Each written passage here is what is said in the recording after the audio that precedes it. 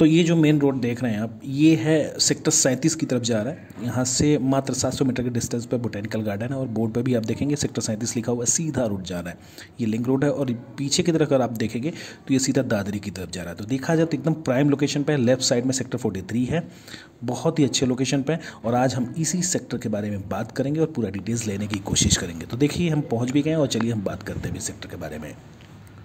ठीक है, मेरे पास सबसे ज़्यादा अगर कॉल्स आते हैं तो 105, 108, 122 के सबसे ज़्यादा कॉल्स आते हैं और आप लोग उसी सेक्टर के बारे में इंक्वायरी करते हैं क्योंकि आप लोगों को लगता है कि वो सेक्टर बहुत अच्छा है और वाकई वो सेक्टर अच्छे हैं। लेकिन अगर मैं प्राइम की बात करूं तो एक और ऐसा सेक्टर है जो बहुत ही अच्छे लोकेशन पे और प्राइम लोकेशन पे है। और अभी रिसेंटली ई बिडिंग के थ्रू अथॉरिटी ने उसमें बहुत सारे प्लॉट्स दिए भी हैं और लोग उसमें काम करवाना स्टार्ट कर दिए हैं, बनवा भी रहे हैं। तो आज हम इसी सेक्टर के बारे में बात करेंगे। जैसा कि आप लोग देख रहे हैं, ये वही सेक्टर है, सेक्टर 43 है।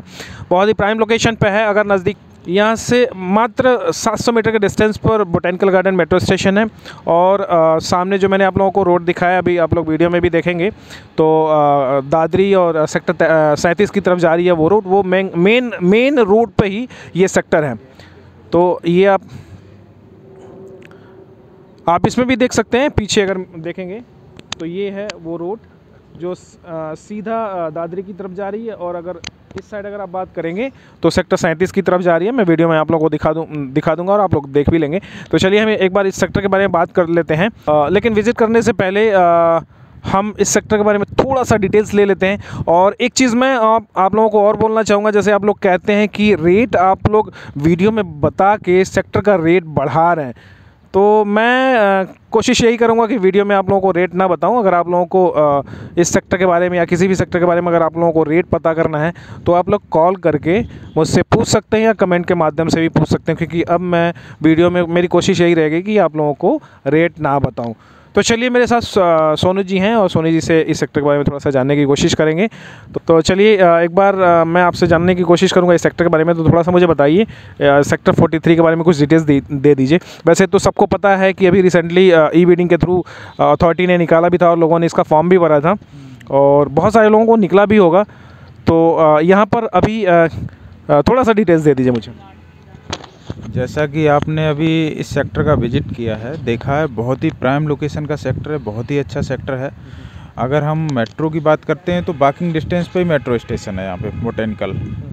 मुश्किल से 600-700 मीटर वॉकिंग डिस्टेंस पे मेन रोड दादरी 37 से स्टार्ट होता है और ये ग्रेटर नोएडा सूरजपुर होता हुआ दादरी तक जाता है।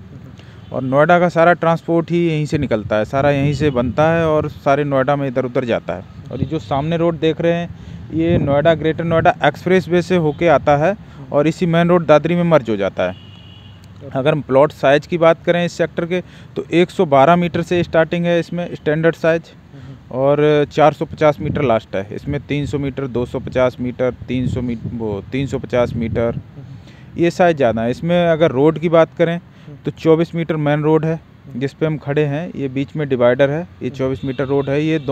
ये हाई राइज और रेजिडेंशियल प्लॉट को डिवाइड करता है। सामने गोदरेज वुड के फ्लैट बन रहे हैं, इस साइड में सारा हाई राइज को अलॉट किया है नोएडा अथॉरिटी ने और राइट साइड में अगर हम देखते हैं तो ये सारा रेजिडेंशियल प्लॉट है। और इसमें मैक्सिमम 18 मीटर रोड है, 18 मीटर 12 मीटर। सेंट्रल पार्क बहुत बड़ा दिया है इस सेक्टर में और हर एक ब्लॉक में भी पार्क दिए हैं। बिल्कुल मेन रोड से टच है, मेन रोड दादरी से। और 105, 108 से अगर हम इसकी कंपेयर करें तो उससे तो ये कई गुना अच्छा सेक्टर है, क्योंकि ये बिल्कुल प्रॉपर सेंट्रल नोएडा और सेक्टर 37 से टच में है। जबकि 105, 108 थोड़ा आउट में पड़ जाता है, आता वो भी सेंट्रल नोएडा में ही है, आउट में है थोड़ा, वहाँ भी इतना डेवलप भी नहीं है। और ये प्रॉपर डेवलप तो इस सेक्टर में भी नहीं है, लेकिन ये प्रॉपर बहुत ही अच्छा सेक्टर है, बहुत बिल्कुल मेन रोड से टच है। आसपास में प्रॉपर डेवलप एरिया है। अगर आप यहाँ पे सर्च कर वो घूमेंगे, कभी देखा है तो प्रॉपर डेवलप एरिया मिलेगा सारा चारों तरफ। तो जैसा कि मैंने अभी देखा है, अभी मैंने घूमा भी यही सेक्टर को, तो मैंने देखा कि बहुत सारे ऐसे अभी प्लॉट्स हैं जो अभी बने ही नहीं, मतलब खाली हैं उस सेक्टर से। जैसे यहाँ पे कितने ब्लॉक है? 3 ब्लॉक हैं इसमें, 3 ब्लॉक हैं, ए बी सी। जैसे मैंने देखा कि ये ब्लॉक में डेवलप हो गया, लेकिन बी और सी में अगर देखा जाए तो भी डेवलपमेंट नहीं। एक्चुअल में अथॉरिटी ने क्या अभी पोजीशन नहीं दिया? नहीं, इसमें ऐसा है, जब भी अथॉरिटी कोई नया सेक्टर डेवलप करती है तो उस सेक्टर को आधा ही डेवलप करती है, आधा रोक लेती है अपने पास। वो जब भी अच्छा रेट आएगा तो उसे दोबारा से ई बिड के थ्रू निकालती है। वही इसमें हुआ। ये 2016 में इसे स्टार्ट किया था इस सेक्टर को, और उसके बाद जो अलॉट हो गए थे उन लोगों ने मकान बना लिए।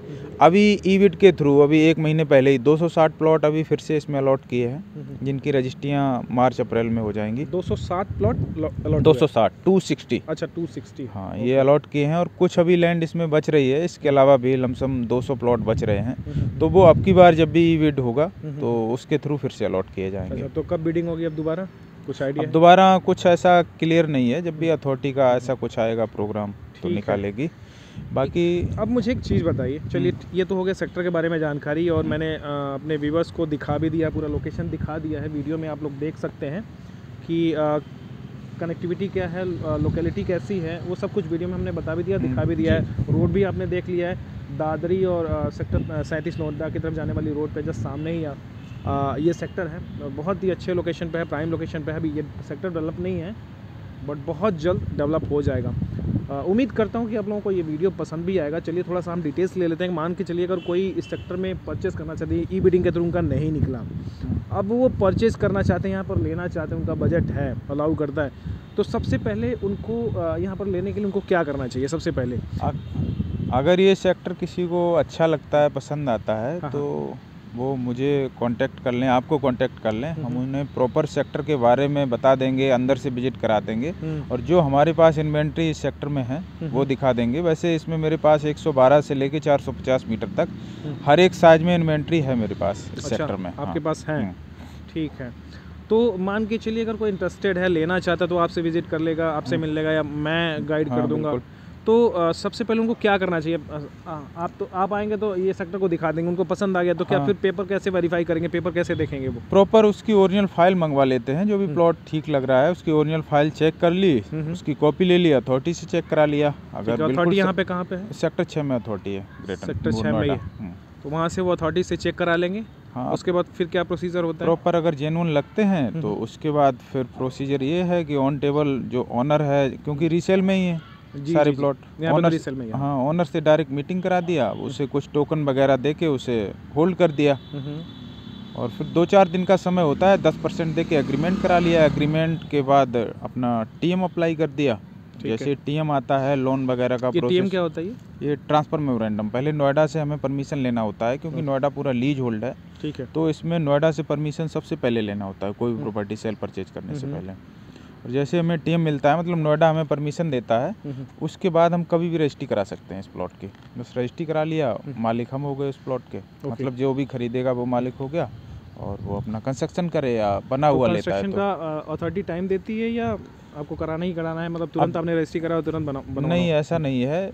अथॉरिटी का ये रूल होता है, अथॉरिटी जिस दिन से रजिस्ट्री करके देती है, क्योंकि फर्स्ट रजिस्ट्री तो अथॉरिटी करती है, उनका कोई एम्प्लॉय करता है, तो जिस दिन से अथॉरिटी रजिस्ट्री करेगी उस दिन से आपको 3 ईयर का टाइम मिलता है। उस 3 ईयर में आप उस प्लॉट पे या तो कंप्लीशन या परमानेंट हाउस बनाएंगे ही बनाएंगे। अगर नहीं बनाते हैं तो अथॉरिटी आपको नोटिस दे के फाइन करेगी। फाइन पे करना होता है आपको, तो इसलिए अंडर टाइम सारे लोग बना ही लेते हैं। मतलब जो कंप्लीशन होता है वो करा लेते हैं। हाँ, ठीक है। तो कंप्लीशन जैसे कराते हैं, तो मान के चले अगर कंप्लीशन क्या परमानेंट मकान बनवा लिया, तो उसमें क्या ऐसा कुछ होता है कि आगे पीछे कुछ ज़मीनें छोड़नी होती, कितने % छोड़ने होते हैं, ऐसा कुछ? वो डिपेंड करता है कि प्लॉट साइज क्या है। अगर बड़ा प्लॉट है तो उसमें जैसे 450 मीटर का प्लॉट है तो उसमें 60% ही आप कंस्ट्रक्शन कर सकते हैं। ओके। अगर 200 मीटर का है तो 80%, 112 मीटर का है तो 90%। इस टाइप से वो प्लॉट साइज पे डिपेंड करता है कौन सा प्लॉट किस साइज का है, उसी टाइप से उसमें आगे पीछे थोड़ा छोड़ना पड़ता है। वो आपको अपनी बाउंड्री में ही अंदर लेना होगा। आपका जो प्लॉट साइज होगा, बाउंड्री तो आप पूरे की करेंगे, लेकिन उस पर कंस्ट्रक्शन मतलब छत जो उसका परसेंटेज होगा उतने पे ही डाल सकते हैं। ओके, ठीक है। और मान के चलिए अगर कोई कहता है कि मुझे कमर्शियल एक्टिविटीज़ करनी है उसमें, जैसे कोई शॉप खोलना है या क्लिनिक खोलना है, तो ऐसा कुछ कंडीशन होता है अथॉरिटी इस टाइप का? हाँ, बिल्कुल होता है।